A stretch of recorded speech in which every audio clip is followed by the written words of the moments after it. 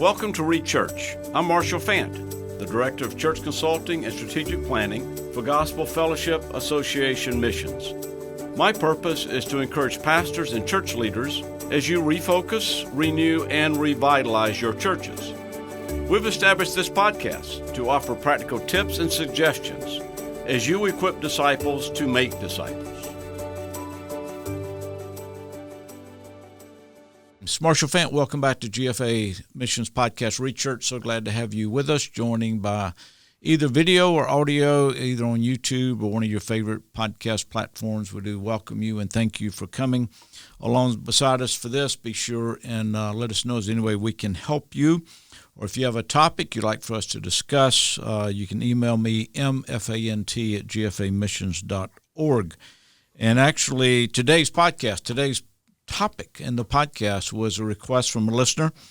The topic is this: should I create and host a podcast for my church? So, Joe Fant, welcome. Thank you.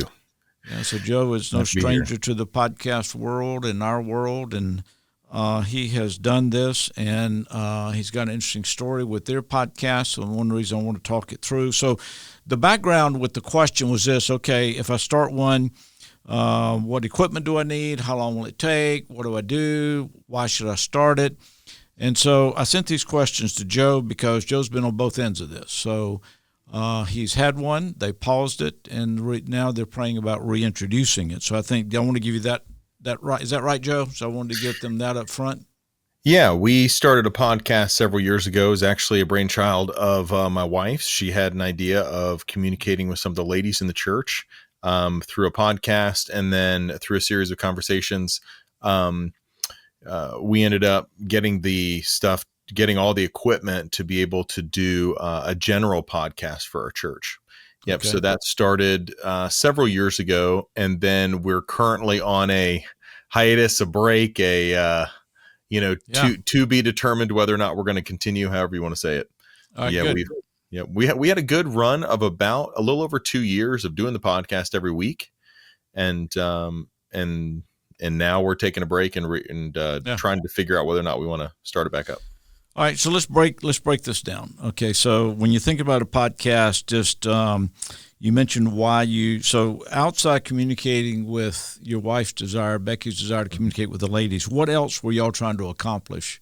So we had no desire to take our podcast outside of our local community. So what we were trying to accomplish was not to say, hey, we've got a message that more people need to hear, but we wanted to be able to have conversations with our church family, because we were discovering that even though we had Sunday school where everybody wasn't all together, we had Sunday morning, Sunday evening, but you can only deal with so much in a sermon, and there would be people who'd have questions or perhaps, little rabbit trails that we'd want to take in our sermons or in our Sunday school lessons that we didn't have time for, and yet we thought would be helpful for our people. And so the first purpose was to we call them informal ministry discussions, is kind of the way we thought about it. So we're going to sit down, somebody can ask a question. We're going to, maybe I was preaching on the baptism of Christ, and we want to talk a little bit about baptism. What purpose does it have? And rather than just taking 90 seconds in a sermon to deal with the topic of baptism, taking a full 20 minutes and talking about it, how we view it, how people should think about things like that. Just let's take a rabbit trail. Let's talk about this topic that was brought up on Sunday morning, and let's go in depth. So that was one of the reasons. All right. So if you did it 2 years, again, for our listeners' sake, I do a talk track to kind of help us know where to go. So this is not on the talk track, okay? So this just hit me when you said that. So have you found, all right, so you did it 2 years. So as you did the 2 years and you built a library, do you ever send people back to podcasts you recorded?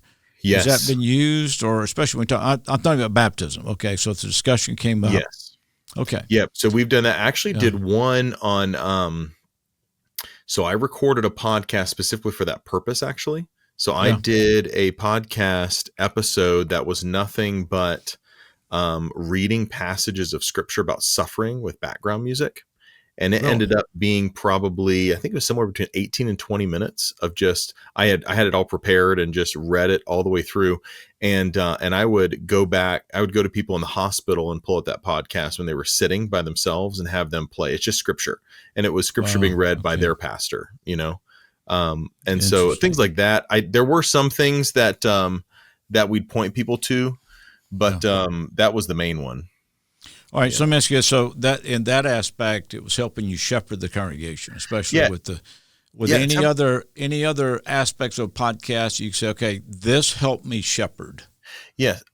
So we would have the informal ministry discussions that would kind of bring people into the next level. Then we did some new member interviews to where somebody would, it's interesting. Not everybody wanted to be involved in it. So we didn't do a lot of them. We started out with 2 or 3 that were really strong. And then people were hesitant to sit down and talk in front of a microphone. So we didn't do all of our new members, but membership interviews. We have a couple in our church who are career missionaries in Papua New Guinea. And so we had them on for, it ended up being like an hour discussion split up into 2 podcasts of him telling stories about pioneering missions movements in the jungle. And that was a fascinating, interviewing someone at the church like that. And then we would do missionary interviews as well. So we'd call in if somebody came, we did this a couple times. If somebody was visiting, we'd then sit down with them and interview them on the podcast as well. Like we do Kids for Truth program. So when Bob Roberts came through, things like that, just talking about ministry and stuff like that. Yeah. So again, this was internal. Yep. It's all meant for our people. Yeah. For the community Baptists. I think, all right. So the reason I want to bring that back up, I think it's important, and you can comment that you need to define that up front, whether your local church, your church podcast is going to be internal, external, or combination. Yep. Because that's really going to set the direction, right? Yeah. And I think the reason that it's so helpful when it's internal is that you don't have to track stats and you're not worried about stats. Like for us, It was, okay, we have this podcast available. Here's where it is. We'd mention it in announcements, probably about once a month. And it allowed us to speak to our people about what we were doing. Here's another thing that we did. When we tried all sorts of stuff. We tried doing something called In the News, where we would take local news and come at it from a biblical perspective. That lasted all of about a week. We tried all sorts of stuff. One of the ones that really seemed to bless people in our church were those that were talking specifically to our congregation, like, hey, we've got this thing coming up. Let's talk about the purpose of it. What is the purpose of Vacation Bible School? What is the purpose of our family fun night, whatever it would be? And every month we introduce a hymn to our church that most of our people wouldn't know. Sometimes we go way back, do a really old one. Sometimes we do a newer one. And we would actually talk about why we chose this hymn this month. What is it talking about? And spend 20 minutes just talking about the Bible references, passages, theological things that it would talk about that we could sing about, and what to notice and why we chose it, everything like that. And those seemed to be really helpful for people because it was obvious that we weren't just pulling things out of our hat, that we had something that we had thought through and we could actually talk about it like that. All right. So we got those basics out of the way. So I want to ask you some more. I want to shift to the technical side. Okay. Okay.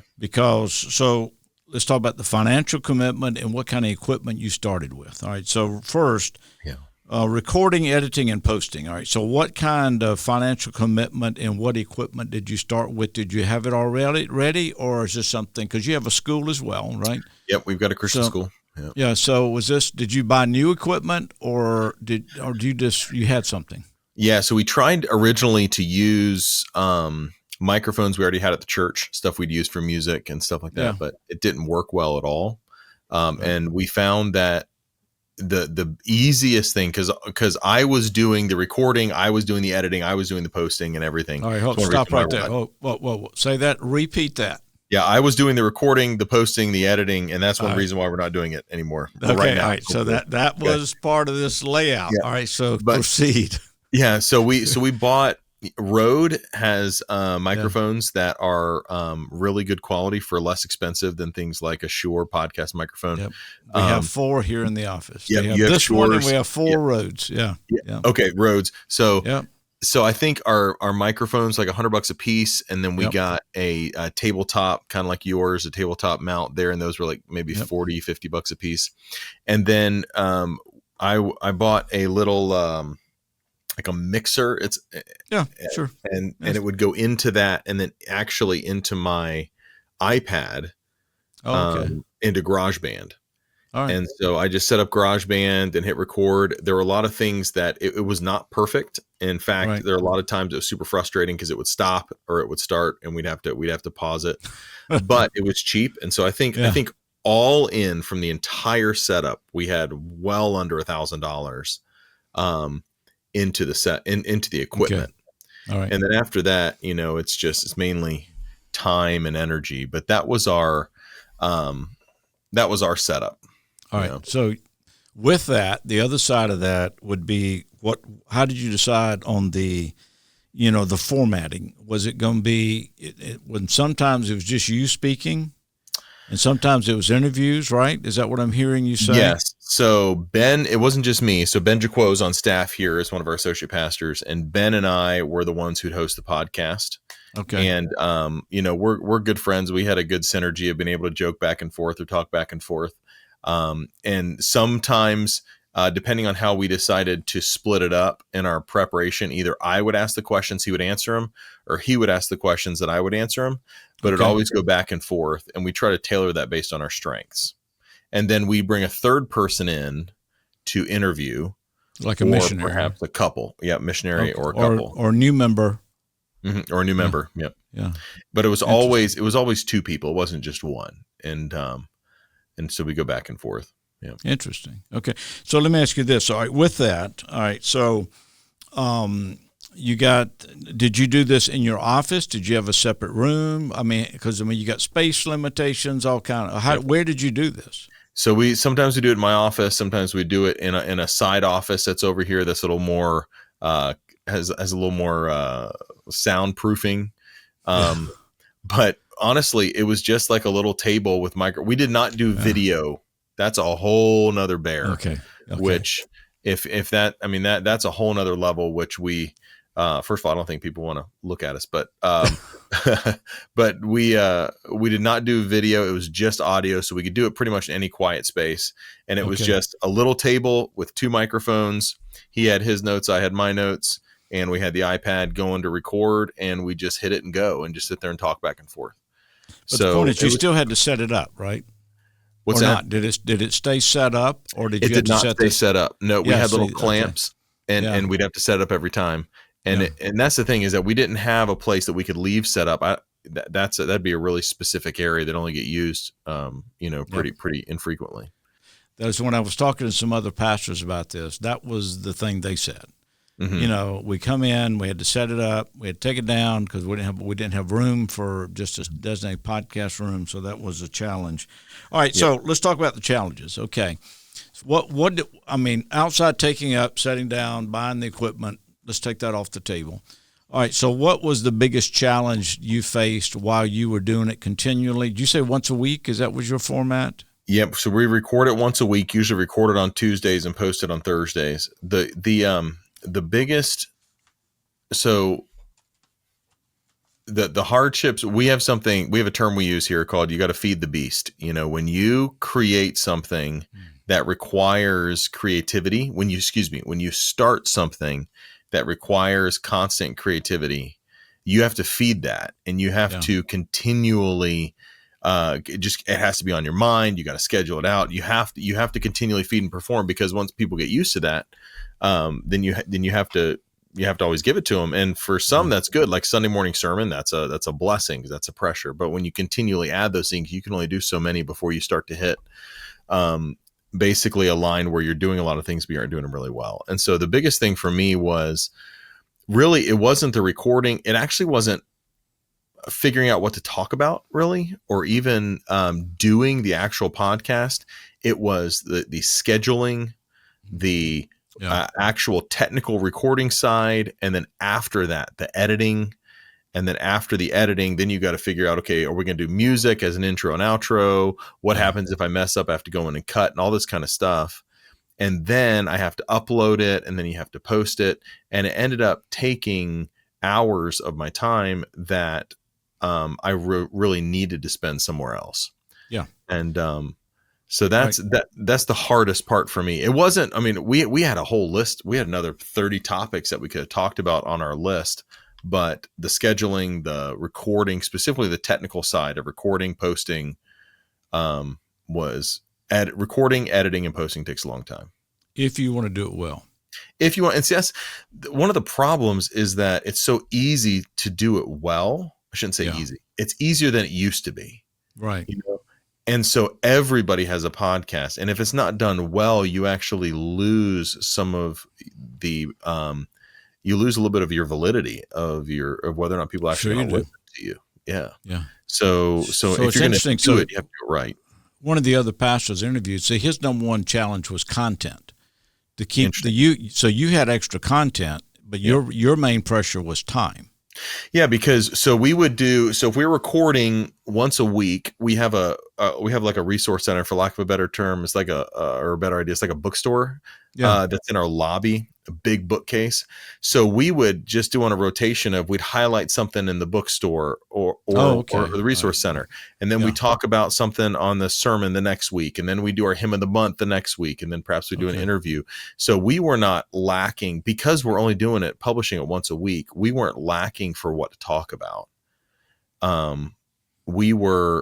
It was the technical side of things that was really hard. And the people of the church loved it. I mean, we would hear all the time of people who had actually moved away but continued listening, right? Or that it was super helpful when we stopped. We're having people asking us when we're going to start it again. And so the church really, really was enjoying it, but it wasn't something that was sustainable on the technical side. All right. So really, when it came down to it, it came down to a balance of your time and energy to do it versus all the other shepherding responsibilities. Is that fair to put it that way? Yeah. And I had one of my seminary professors said, every time that you do a podcast or write an article that someone has not asked you to write or record, there's someone in your church who needs visiting that you didn't visit. And that really stuck with me, because we're doing this, and it was, in one sense, it was fun. In another sense, it was helpful to shepherd our congregation, but there were more pressing shepherding needs that were on my heart that I was not able to get to because I was giving myself to this. Yeah. Okay. And I think that's going to be the balance that people have to weigh out. What you just said was, okay, because if you do this, it's going to take this much time and effort. That is going to rob you of other good ministry you could be doing. Yep. So I think the question's got to be, can the podcast enhance your shepherding, or is it going to take away from your shepherding? Yeah, and I think so for me, it was, if we could set up, and this is what we're trying to figure out, if we could set up the podcast so that Ben and I could spend prep time, sit down, record, and walk away to the next thing, it would be 100% worth it, because it'd be the same thing as having coffee with somebody in the church who's asked this question. Hey, why did you choose that hymn of the month? Or, hey, can you explain this a little bit more? That's an awesome shepherding opportunity. But God has given me the responsibility of bringing the word to bear to our church, publicly, privately, small group, and the technology aspect of it, the tech side that was sucking up so many hours. I didn't feel like was a good use of that. Yeah.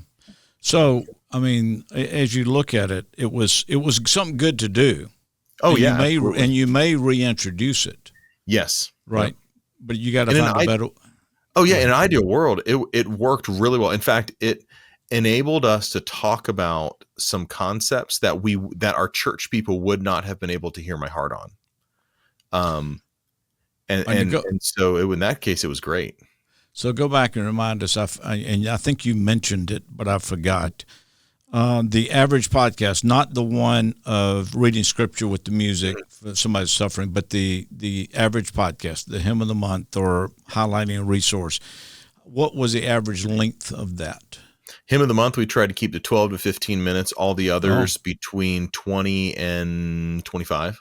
Okay. Were you able to stay on that track, 20 to 25? Yes, very specifically, because we realized that that would be able to have somebody listen to it on their drive to work normally. Yeah, and that was my question. Yeah. 20 to 25 minutes is the longest we would go. And because we're doing it every week, if you're doing an hour podcast every week and somebody gets behind, catching up is almost impossible. Yeah. Now, something that we continue to do is we have a podcast feed that is simply the recordings of our sermons. So people can follow our podcast at Community Baptist. It's called the Community Connection. And if they follow that, then our Sunday morning and Sunday evening messages will automatically be posted. I think Tuesday is Sunday morning and Thursday is Sunday evening, maybe something like that. But the Sunday morning and Sunday evening messages come in as podcasts, but that's not the same thing. And that's what we just got that wired in with our sound guys to be able to post that. All right. So is that done automatically? I mean, technology wise, does it take, or does somebody have to go in and edit that, or tell me how that's done? That's a great question. I think from my perspective, it's done automatically, but it is not done automatically. All right. So we've got a guy who runs our technology for our school and and he runs oversees our sound during our worship services. And he edits down the messages. So it's just the message and then posts them, but it's not a complicated editing process like a podcast is. It's just cutting the beginning and the end and then posting it. All right. So one more question for those that and really for me as well. So I know you say you automatically send that out to those in your congregation. Is that what you told me? Yeah, it's just posted as a new podcast. So if you subscribe to the channel, then it automatically gets posted. That way, if people want to listen to a sermon, they don't have to go find it. It comes to them. Right. All right. So so back to your podcast, when you were doing your weekly podcast of anywhere about 20 minutes, could they go back and find the older podcast? Was it on your website? Was it on a podcast platform? Where did you put those? Yeah. So what we ended up doing was we ended up embedding, I think it was our Apple Podcasts. You can go in and actually embed that site on our website. And so underneath our sermon recordings, there was a podcast link as well. What we had, which if we start this back up, we're going to change, is that we had our sermons and the podcast coming out on the same podcast. So it's called the Community Connection. You'd have Sunday morning sermon, Sunday evening sermon, and then a podcast coming out on a different day each week.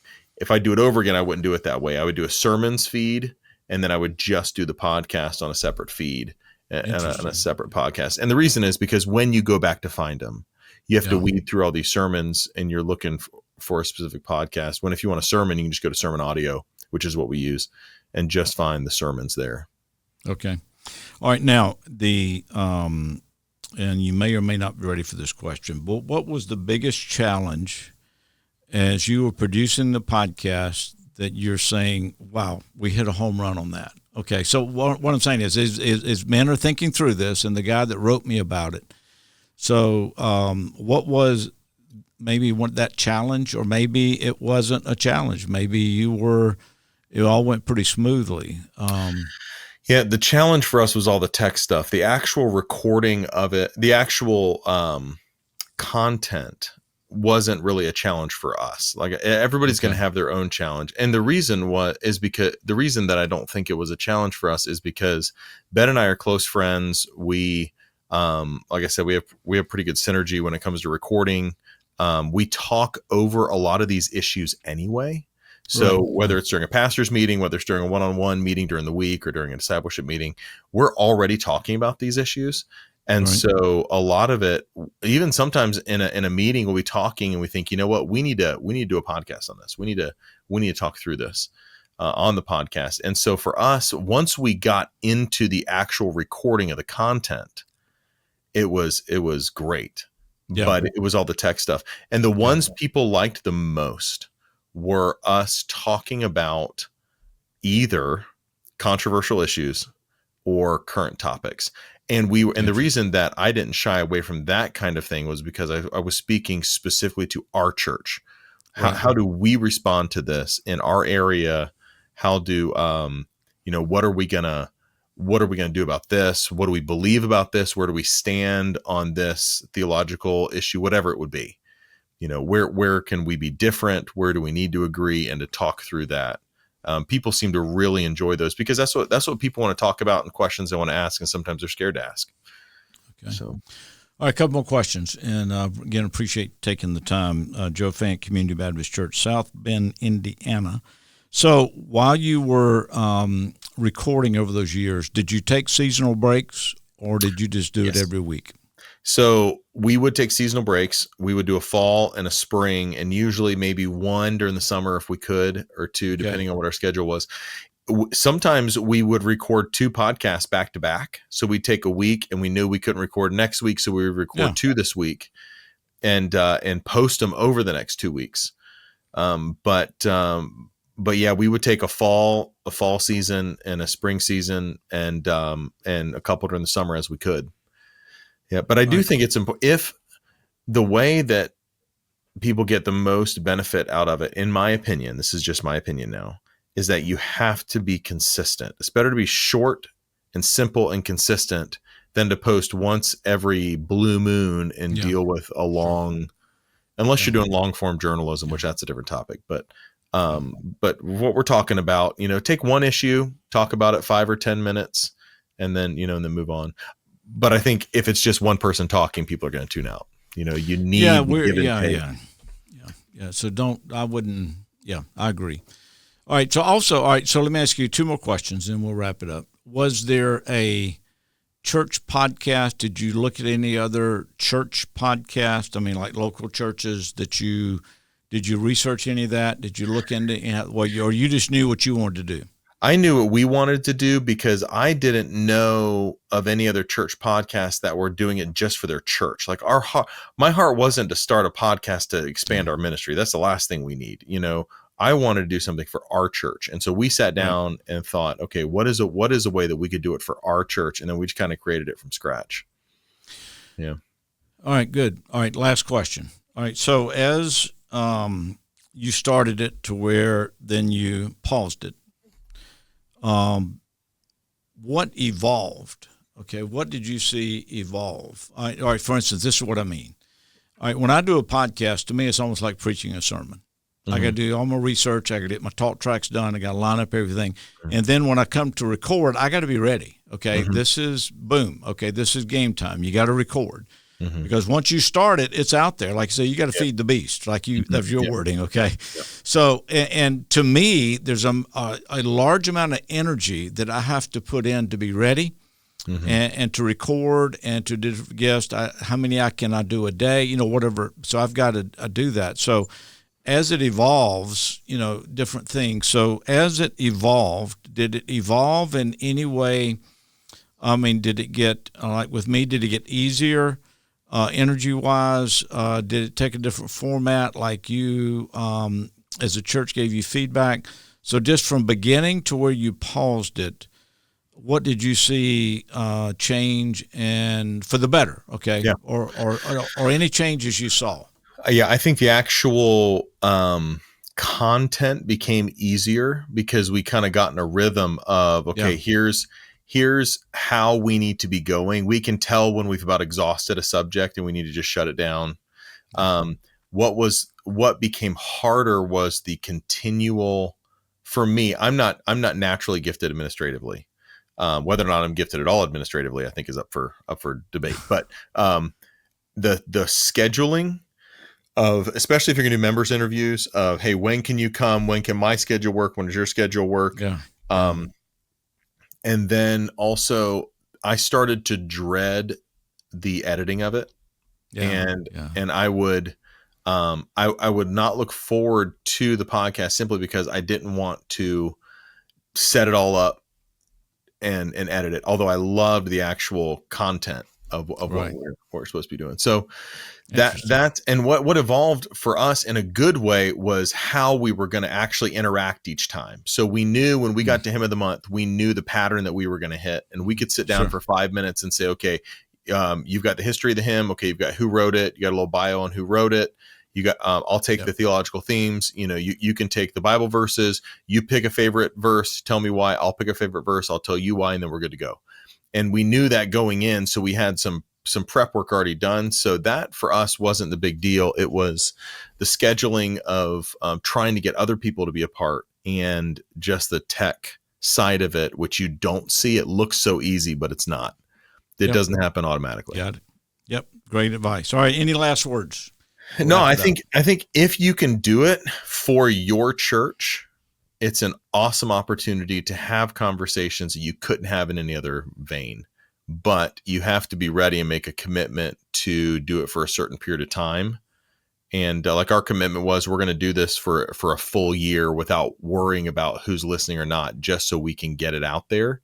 Right. And that helped, but just to commit to it. And again, it was such a blessing to our church. If there's a way for us to do it again, we'll do it.